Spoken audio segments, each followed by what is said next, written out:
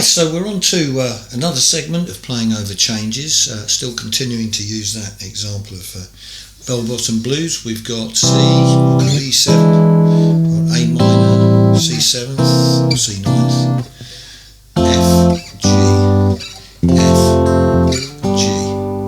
Okay, so it's the F and the G that I'm going to be looking at today. Now, the thing about the F and the G, we have a quick look at this graphic. This will show us what notes are in F and G.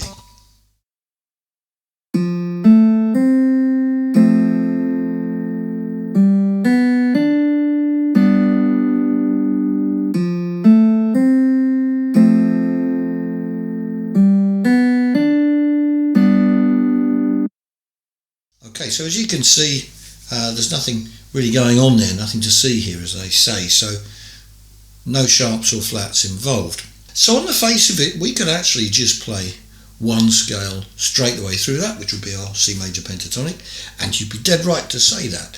But it's also true to say that with a little bit of thought, we can actually articulate stuff a little better. And what I mean by that is just making some of these changes more creative. Let's suppose we could go...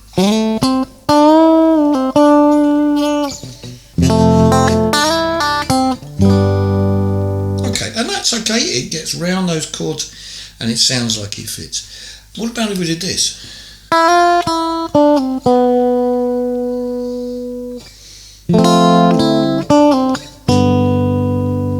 Okay, now the real question is, where does that come from? Where does that line come from? Now there's a couple of ways of looking at this, and this particular one you might think wouldn't be very useful or even relevant in what is effectively a slightly bluesy song. I mean, it should be, it's called Bell-Bottom Blues.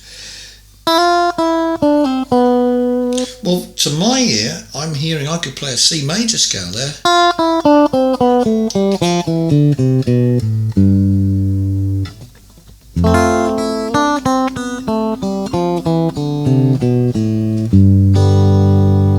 Okay, so maybe that's overdoing it to use the whole scale. You don't need to use the whole scale, but just using a bit of it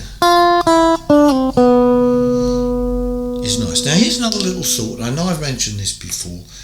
When you're using a major scale or anything that sounds like it's based around it, don't feel like you've got to pick every note. You're not allowed to hammer or snap or slide or bend strings. So here's an example of making that a little bit, still using our C scale, but making it fit in with the idiom a little bit better. So instead of this, we could have or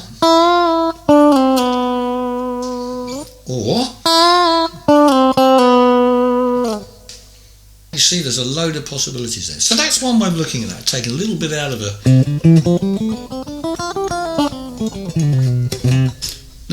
our C scale there.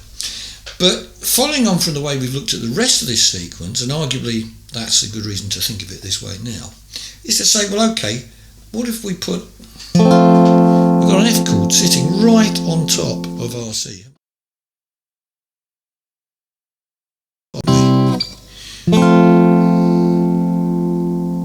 Okay, now if we're thinking of F being there, it wouldn't hurt if we thought of G being there, would it?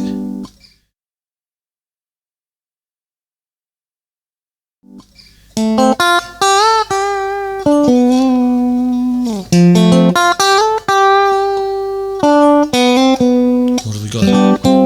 Got a little sus4 on the G. So again, we're using those chord shapes to give us some leverage. Okay, here's another idea. Extended. Arguably we want to get back to C, but okay. So that's our F to C. And then it happens again. So okay, now we've got a great opportunity to use a different position of the F again and a different position of the G. So chord-wise, this run is F, G,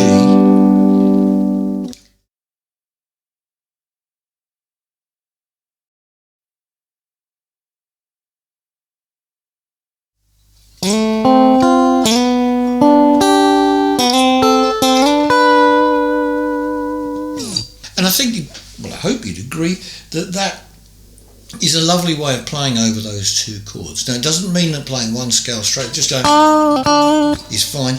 That doesn't hurt at all. But just to have those choices, and it's something, coming back to something I said in the previous segment or two, which is, playing something out of choice and not out of necessity. So we choose we're going to play that sequence. And it's a rising sequence, so we can... Yeah, and if your ears are doing the same thing as mine are right now, you probably want to hear it go... Okay, so if you're playing, these are intervals of a sixth, incidentally.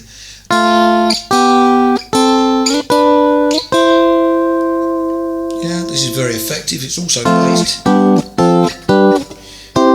chord shapes. And again, there's only two shapes to remember there. C, C, A, C. That's two shapes, A and C. So that gets us quite a long way through that sequence, and in the next segment I'm going to be talking about playing over slightly longer stretches of that sequence. Now, we've taken every one of these bits a stage at a time, and it's very important that you continue to do that one stage at a time.